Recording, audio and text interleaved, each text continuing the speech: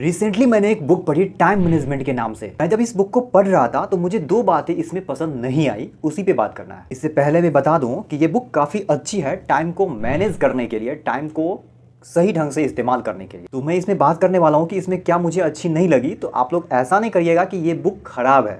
ये book time management के हिसाब से बहुत अच्छी बुक लिखी गई है, लेकिन इसमें दो बातें हैं जो मुझे पसंद पर्सनली नहीं आई। उस दोनों बातों पे मैं चर्चा करने से पहले मैं बताना चाहता हूँ इस बुक के बारे में थोड़ा सा। ये बुक डॉक्टर सुधीर दीक्षित द्वारा लिखी गई है। इस बुक में दो खंड है, यानी कि ब्लॉकेज। एक खंड में 3 क्वेश्चन पूछे गए हैं और दूसरे खंड में 30 उपाय बताए गए हैं समय को सुचारू रूप से चलने के लिए। पहले खंड के जो 3 क्वेश्चन है उसमें एक क्वेश्चन में जो जवाब दिया गया है उससे थोड़ी सी प्रॉब्लम है मुझे। तो क्वेश्चन है, आजकल समय की इतनी कमी क्यों महसूस होती है? उसके जवाब में एक जगह पे लिखा हुआ है, 20वीं सदी से पहले कार नहीं थी, मोटरसाइकिल या स्कूटर भी नहीं थे, लेकिन हमारे पूर्वजों को कहीं पहुंचने की जल्दी भी नहीं थी। इसके आगे लिखा हुआ है कि मिक्सर नहीं था, उसके बावजूद भी सीलन पे मसाला पीसा जाता था, कुछ इस तरह से लिखा गया है। मुझे इसमें प्रॉब्लम क्या लगी, जब आप लिखते हो पहले कार नहीं थी, मोटरसाइकिल या स्कूटर नहीं था और हमारे पूर्वज इतने जल्दी नहीं थे।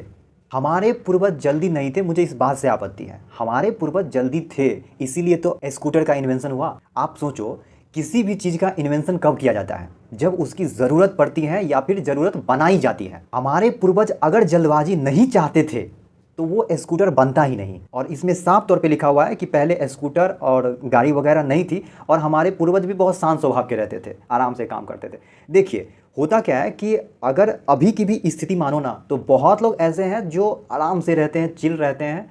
इसका मतलब ये नहीं कि जल्दबाजी नहीं है, जल्दबाजी अभी भी है, पहले भी थी और आगे भी रहेगी। तो पहला प्रॉब्लम तो ये था, किसी भी चीज़ की उत्पत्ति के लिए, किसी भी चीज़ का आविष्कार के लिए, किसी भी चीज़ का खोज के लिए दिमाग से और जज्बात से जिद्दी और जल्दबाजी होनी पड़ती है। स्कूटर हो, चाहे हवाई जहाज हो या फिर रेलवे हो, इस सब जैसे मशीन के आविष्कार के लिए दिमाग में जल्दबाजी होनी ज़रूरी है। और इसी बुक में दूसरी बातों से मुझे प्रॉब्लम इसमें थी कि इसमें पूछा गया है कि पैसा आपके लिए ज़्यादा महत्वपूर्ण है या फिर समय।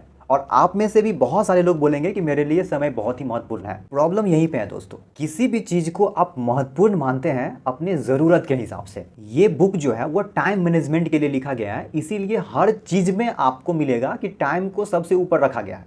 लेकिन आप फिर देखोगे कि टाइम बचा करके आखिर करे क्या, तो पैसा कमाए। ओवरऑल आपको यही सिखाया गया है कि टाइम बचा करके आप ये चीज़ कर सकते हैं।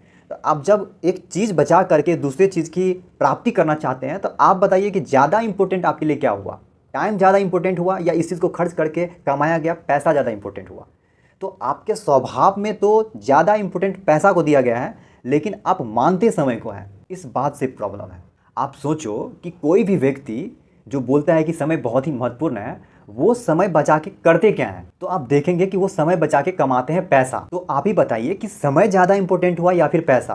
क्योंकि वही समय को खर्च करके आप पैसा ही कमा रहे हो ओवरऑल, तो पैसा ज़्यादा इंपॉर्टेंट हुआ ना आपके लिए। मेरा पर्सनली ये मानना है कि हर चीज़ का अपना एक इम्पोर्टेंस होता है, चाहे पैसा हो, चाहे समय हो, चाहे स्वास्थ्य हो। आपको क्या लगता है इस थॉट के बारे में? आप कमेंट में ज़रूर बताइएगा। तो आज के वीडियो में इतना ही। वीडियो अच्छी लगी हो तो चैनल को सब्सक्राइब कर लीजिएगा, क्योंकि आप लोग सब्सक्राइब नहीं करते हैं इसलिए बोलना पड़ रहा है। 90% से ऊपर लोग जो है वो वीडियो को देखते भले ही हैं, लेकिन सब्सक्राइब नहीं करते हैं।